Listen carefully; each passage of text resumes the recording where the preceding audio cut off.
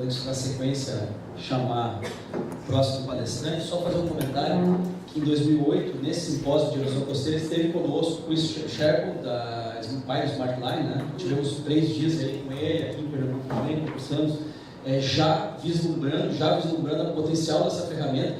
Claro que à época o seminário tratava exclusivamente de erosão costeira, mas já vislumbrando uma aplicação interessante na temática, né, que o professor já nos trouxe aí. Então, agradeço mais uma vez, chamo o professor Venerando para a sua apresentação.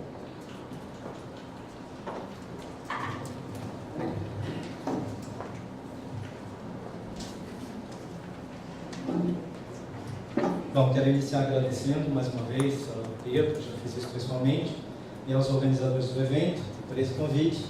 É um desafio muito grande para uma pessoa da área de geociências, que trabalha com geoprocessamento, geomática, aquilo que nós conhecemos hoje e estabelecemos como geotecnologias, tratar das questões relacionadas à vulnerabilidade costeira, uma vez que os trabalhos são muitas vezes pontuais, tentando suprir dificuldades que nós encontramos no levantamento de dados e na qualidade do dado, como hoje já foi bastante discutido, a qualidade dos resultados, a precisão, a acurácia desses resultados, para que possam ser todos integrados em um sistema de banco de dados, um sistema de database que seja adequado realmente a você chegar a conclusões que envolvem basicamente o risco, né, a preocupação de identificação desse risco e a ação imediata de gestores nessa linha.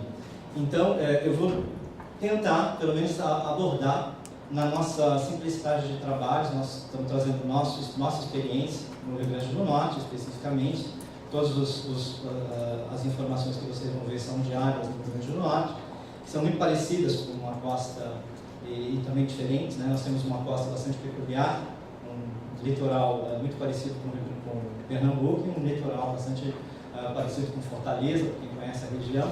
E nós então trabalhamos nessa região e aqui são os resultados que eu gostaria de apresentar, tratando de elementos de geotecnologias.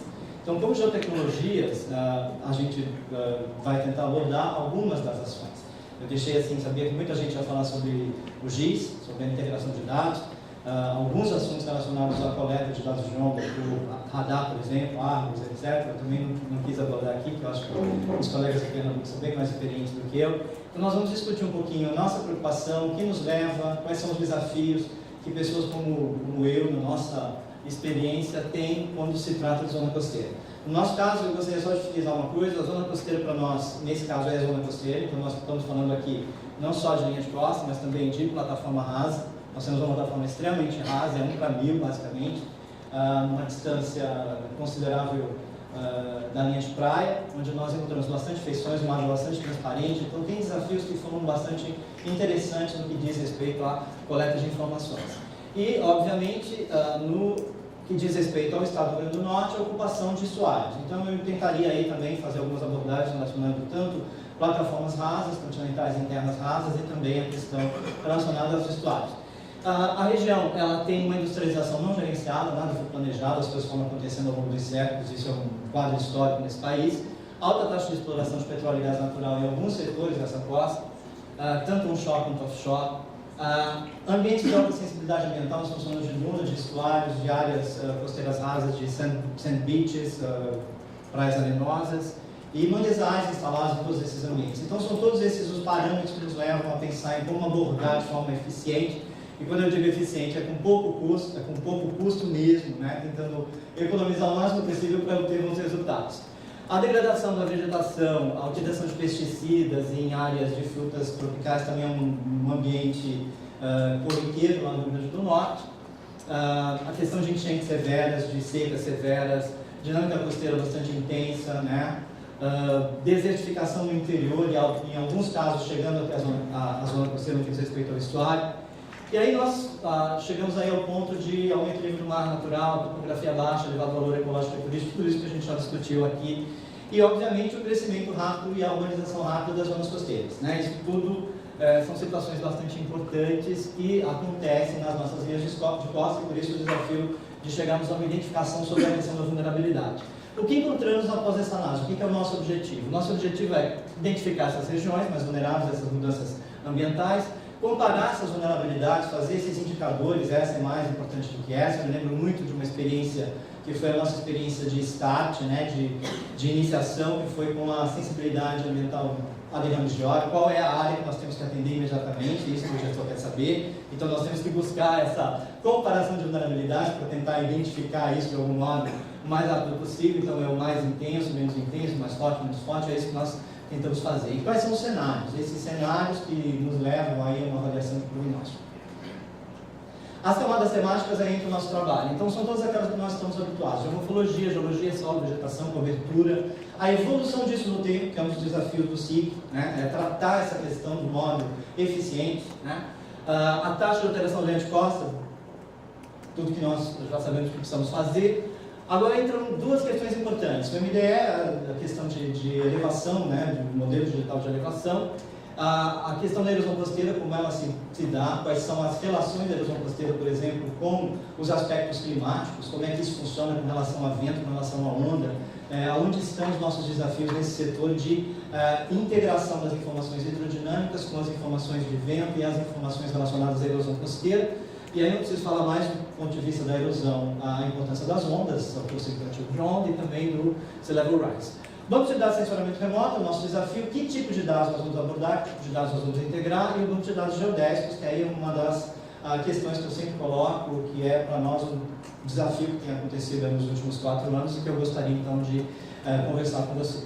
Geotecnologias, o que nós vamos conceituar como geotecnologia, só para a gente finalizar, é toda integração, são todos esses dados que vão desde a aquisição, basicamente, até a parte de tratamento da informação e chegar numa informação final. E para isso nós estamos falando de basicamente uma série muito grande de disciplinas, de ciências, sensoriamento, geodésia, processamento de estado de imagens, o próprio SIG, topografia. Então nós vamos buscar informações em todas essas áreas e vamos tentar fazer a integração disso. E, no final de contas, o que nós estamos fazendo? É um conjunto, na verdade, de hardware, peopleware e software que a gente tenta colocar à disposição dos tomadores de decisão. Então, é aquela história, nós fazemos o trabalho, entregamos o resultado e aí é com eles. Vamos pensar dessa forma, como já foi dito aqui hoje, uma vez que a gente tem muito pouca influência nesses setores em alguns momentos e em alguns locais. Só o conceito de vulnerabilidade, só para relatar o que nós já dissemos hoje: exposição, sensitividade, ou melhor, sensibilidade, capacidade de adaptação, capacidade de enfrentamento e a resiliência associadas à capacidade de adaptação desses locais, definem para nós aí o grau ao qual o sistema está suscetível ou incapaz de lidar com esses efeitos adversos. Então é dentro desse escopo que nós estamos tentando trabalhar.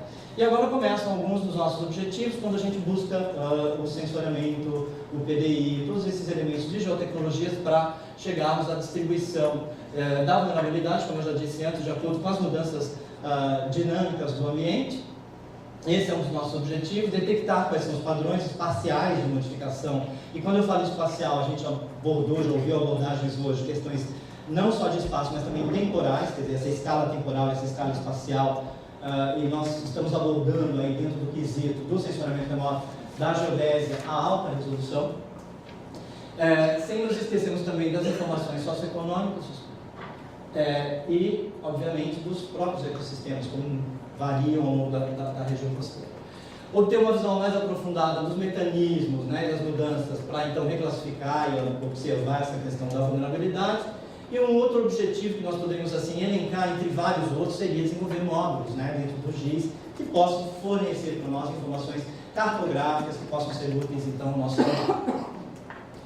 Bom, essa é uma metodologia bastante complexa, isso aí está em livros, né? E a gente vai só apresentar para vocês um pouco do que nós estamos fazendo em termos de coleta de informações e para que as geotecnologias estão sendo abordadas. Então, todos esses elementos fazem parte então, de uma preocupação, de um desafio para quem está com as geotecnologias à disposição, para que nós cheguemos a encontrar uma solução um pouco mais apropriada para a discussão desse setor.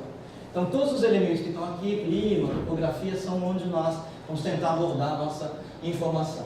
Começando com o sensoriamento remoto, basicamente todo mundo viu hoje a apresentação do Jarbas, acabou de apresentar o início do processo, a cartografia, sensoriamento remoto, etc.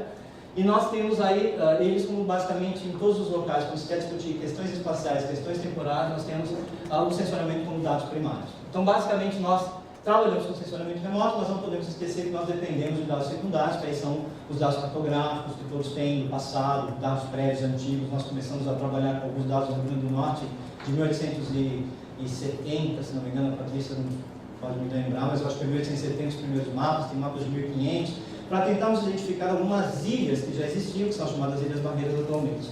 Então esses dados e toda a organização do dado, né, o que nós chamamos de organização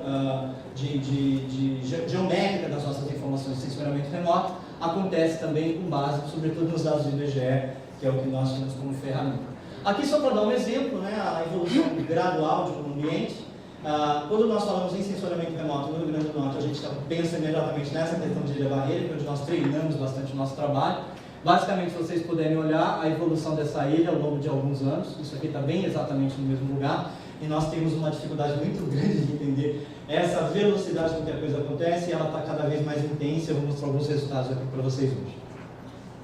Bom, basicamente, o sensoramento remoto também nos fornece as informações cartográficas básicas, a preocupação de sempre nos levar, né, a identificar essas informações de forma precisa, né, em função da resolução espacial dos produtos, da resolução temporal dos produtos, identificar tudo isso é uma base de qualquer processo que a gente aborde de sensoramento remoto. E aqui eu só dei um exemplo, né, sempre buscando basicamente você confirmar esses dados com o terreno.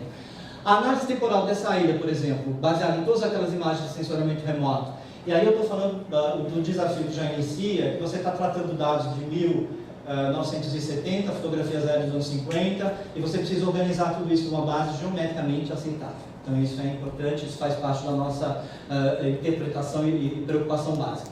Só para você ter uma ideia, de 1954 a 2007 nós temos essa evolução, e aí está caracterizada a erosão do ponto de vista espacial. Espacial para nós já funciona bastante bem, né? Nós vimos que a maioria dos indicadores tratam das questões do ponto de vista espacial, mas nós precisamos nos preocupar em alguns elementos. Como a gente está sempre vendo isso do ponto de vista espacial, não nos podemos esquecer da questão do volume do dado, e isso é um dos elementos mais importantes para nós. Então, só para ilustrar um pouquinho o que é que o sensoramento remoto pode nos oferecer no que diz respeito a esse ambiente, as fotografias aéreas de pequeno formato, um elemento que nós lançamos com muita frequência, e aqui a quantificação e a caracterização disso no espaço e no tempo, né? Uma vez que nós começamos a observar, quando você compara até uma década de 2000, você tem um grau de erosão perceptível, e a partir dali você começa a perceber outros graus de erosão, e isso é um elemento interessante nas tomadas de decisão dos gestores de políticas públicas. Bom, outro aspecto que aí eu gostaria de chamar a atenção é essa preocupação não só espacial, mas também volumétrica, com as informações do que acontece em termos de volume, do ponto de vista da erosão costeira. Nos levou a pensar na utilização de vários colegas lá abordam essa ferramenta, da utilização de GPS, PTK, outras ferramentas, para que a gente consiga, do ponto de vista do posicionamento do GNSS, conseguir uma informação precisa do volume de dados numa região. No Rio Grande do Norte, naquela ilha que vocês veem aqui, nós conseguimos estabelecer aqui uma rede, baseada na rede brasileira de monitoramento costeiro do IBGE, num esforço muito grande de tentarmos colocar isso dentro de uma resolução volumétrica bastante alta, né, para que nós possamos entender bem se funciona uma ilha dessa natureza, ter todo esse trabalho. Por quê? Porque nós observávamos coisas dessa natureza. A ilha se movia, a ilha se crescia, e nós não tínhamos a informação volumétrica. O que é que nós conseguiríamos ver do ponto de vista volumétrico? Essa ilha não é muito extensa, uma ilha que é um desafio muito grande, e com o GNSS, com a informação do GPS RTK, associada a informações bem precisas sobre a evolução de ventos, por exemplo, aí eu estou tratando de ventos, estou deixando as ondas de lado, nós conseguimos ver algumas resultantes de direção de vento influenciando bastante acúmulos específicos, volumétricos, numa posição específica da ilha, que então, no processo cíclico seguinte, permitia com que um volume maior de sedimentos concentrados aqui, numa outra situação de ventos e de ondas também mais intensas, conseguia se retirar esse material provocando erosão. E isso era feito ao longo de 2, 3 meses. no ano. Então, essa preocupação de estabelecer uma metodologia que pudesse permitir essa visualização era algo que sempre foi um grande desafio e nós conseguimos obter alguns resultados utilizando essa metodologia, que eu não tenho muito tempo de esclarecer, mas existem alguns artigos já publicados em português, boletim de ciências geodésicas, alguns internacionais, e a gente depois pode discutir isso. Mas no final, o que isso permitiu? Permitiu que nós entendêssemos um processo de erosão muito específico, ao longo de um ciclo muito curto, ou seja, falando de escala, nós não estamos mais falando de uma escala muito de tempo decadal, nós estamos falando de caras também nem muito menos somente anual, mas já intra-anual, dentro das estações de ano, nós conseguimos observar flutuações dessa natureza, deslocamentos de mais de 100 metros, deslocamentos ao longo da direção preferencial dos ventos alísios nessa região de mais de 1.200 metros em menos de 2 anos. Então, tudo isso era um teste para que a gente pudesse identificar essas metodologias, pudesse associar essas metodologias com as informações de sensoriamento remoto de alta precisão, coisas que nós vimos do ponto de vista espacial e não conseguimos atacá-la do ponto de vista volumétrico. Bom, basicamente, isso não basta, isso nunca basta, né? Nunca está suficiente, o professor nunca está suficiente para o resultado do aluno, e a gente se sente dessa forma também, né? A gente tem que tentar identificar quais são os melhores métodos de interpolação, aí vem todo o processo, né? Todo o geoprocessamento em cima dessas informações, e aí nós buscamos algumas ferramentas que pudessem nos identificar se todos esses dados estavam dentro de acordo com o PEC, por exemplo.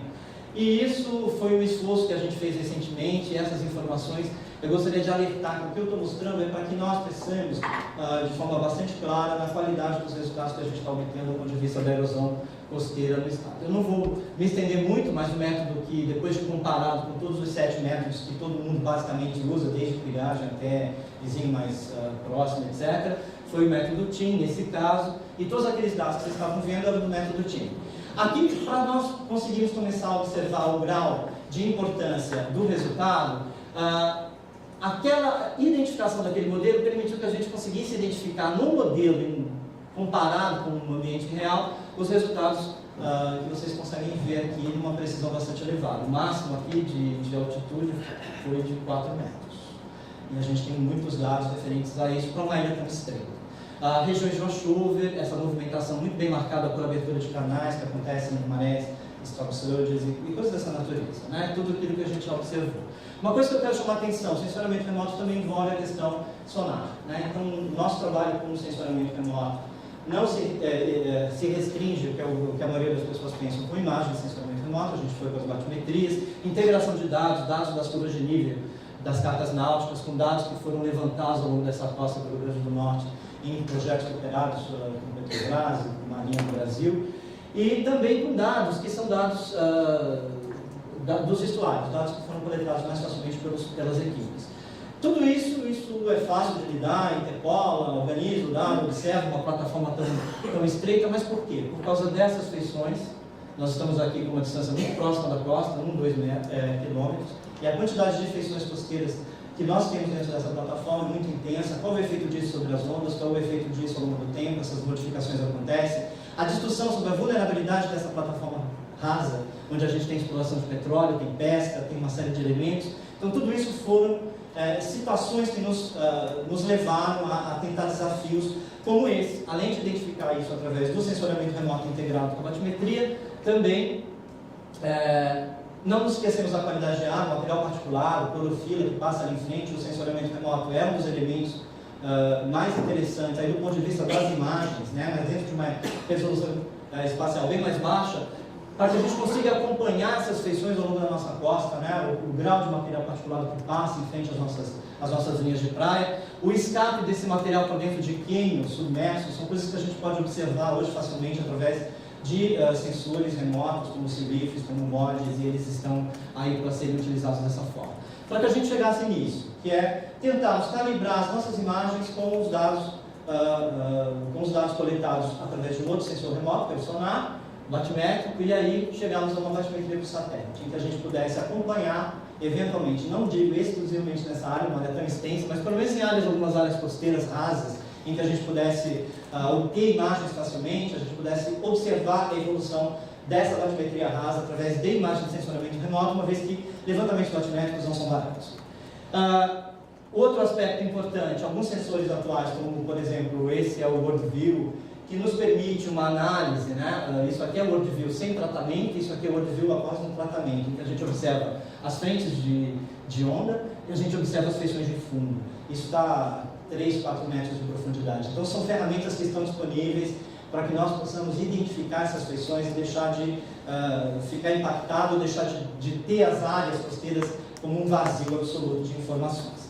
Então esses são alguns dos exemplos que a gente pode observar aqui para a onda, né? Aquela mesma imagem, aqui não é uma imagem de radar, mas é uma imagem do HRC, muito parecido com aquela do World View, em que a gente consegue extrair as dimensões de onda do próprio produto digital sem muito esforço, fazendo um paralelo muito rápido, com algumas filtragens de Fourier. E aí, por exemplo, agora o LiDAR. O LiDAR, a gente tem usado o LiDAR como uma ferramenta de sensoramento remoto, LiDAR Detector Ranging, para caracterização dessas linhas, dessas áreas costeiras onde o processo, como uma faixa de duna que está sob forte erosão, uma faixa de praia sob forte erosão, e a gente consegue observar informações dessa natureza, e isso tem sido muito interessante, porque as feições acontecem numa velocidade muito rápida. Em menos de 2 meses você tem alterações importantes nessa faixa de praia, e aqui tem um exemplo disso, aqui é o Morro do Careca, que eu acho que a maioria das pessoas conhece, uma erosão intensa na sua base, aflorando barreiras aqui embaixo, né?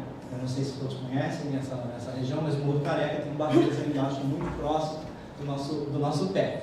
E isso é uma erosão costeira intensa nessa região, que a gente consegue observar e quantificar do ponto de vista rápido com o LiDAR, que é uma feição fácil de ser obtida, aqui mais ou menos uns 1.500 metros, eu acho que não chega a ser isso, com o LiDAR a gente consegue observar essa informação.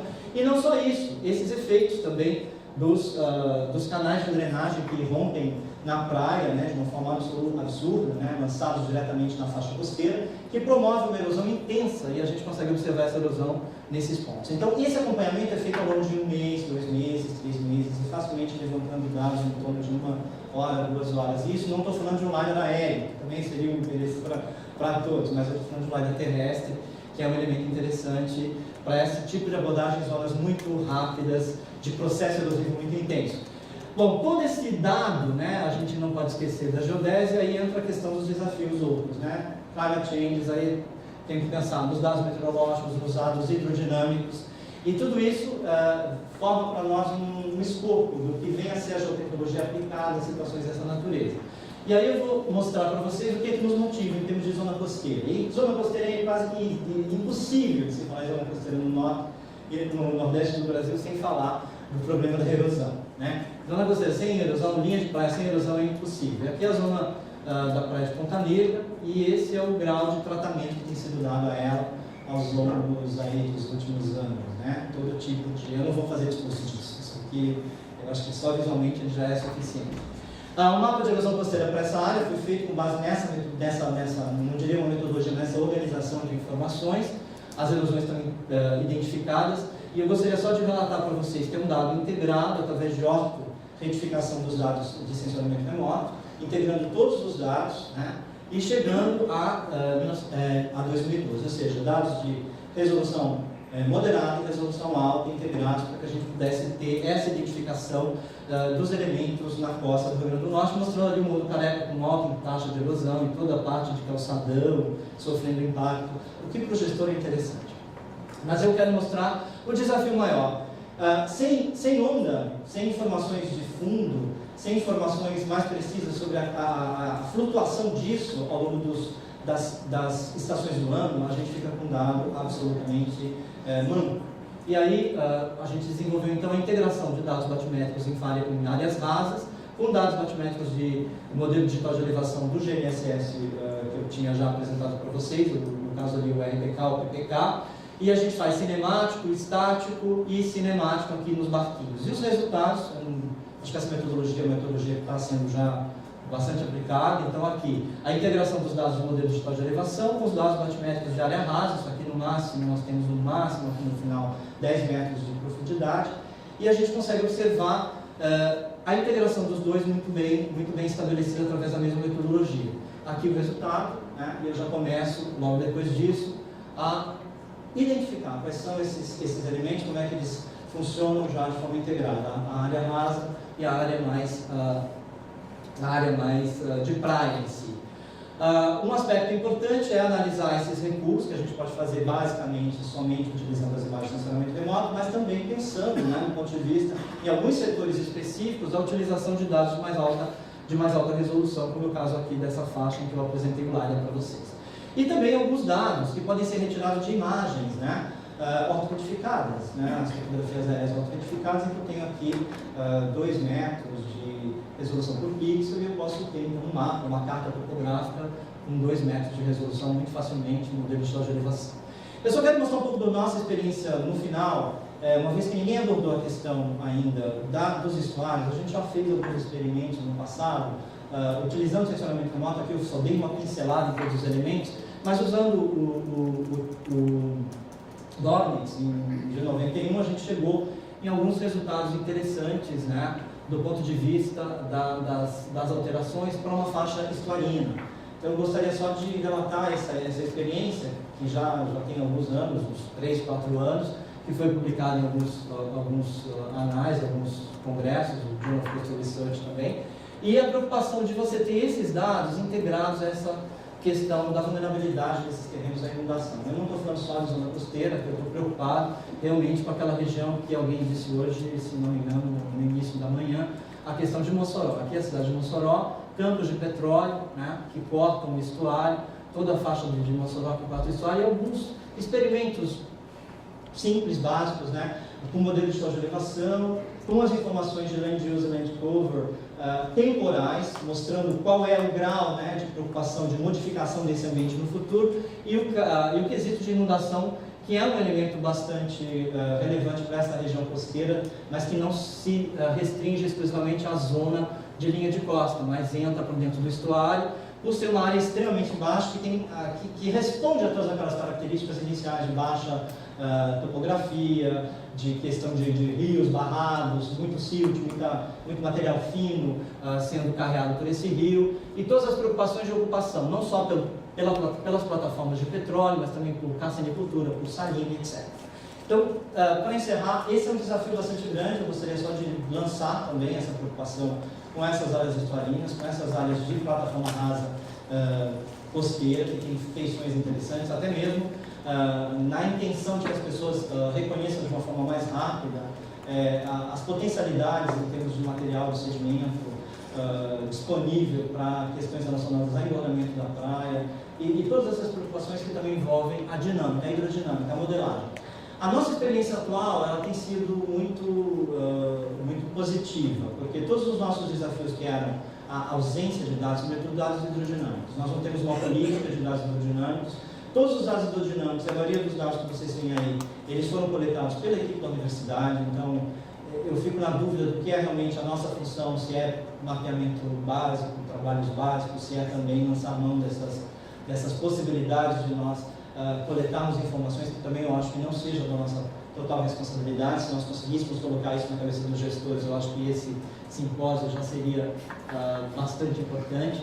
Mas aqui só um quadro para a região de Mossoró, mostrando as inundações, a falta de políticas como a estrada asfaltada. É um negócio meio assustador, né? Numa região seca, que tem chuvas periódicas, né? Em épocas de flutuações de laninha, nós temos esse quadro que se repete constantemente. Essas informações no banco de dados, o banco de dados aceita qualquer coisa, ele vai liberar qualquer coisa, mas também nos preocupando com modelos, né? Modelos, uma vez que a nossa dificuldade em termos desses dados temporais, sobretudo de ondas e correntes, é muito intenso, nós vamos precisar das simulações, vamos precisar dos modelos, e a experiência que nós temos tido com o SMC recentemente, como um dos cases para a área de Ponta Negra, eu tenho certeza que está mudando um pouco a forma como nós estamos visualizando a continuidade e, sobretudo, como nós vamos identificar essas áreas de vulnerabilidade dentro de um futuro muito próximo. Eu gostaria de agradecer, me desculpar se passei muito do tempo e nós vamos ter, depois no final, momentos para discussão. E essa é a região, e eu gostaria só de agradecer os nossos sponsors, os financiadores aí dos trabalhos ao longo desses 10 últimos anos. Muito obrigado. Mais uma vez, obrigado por nos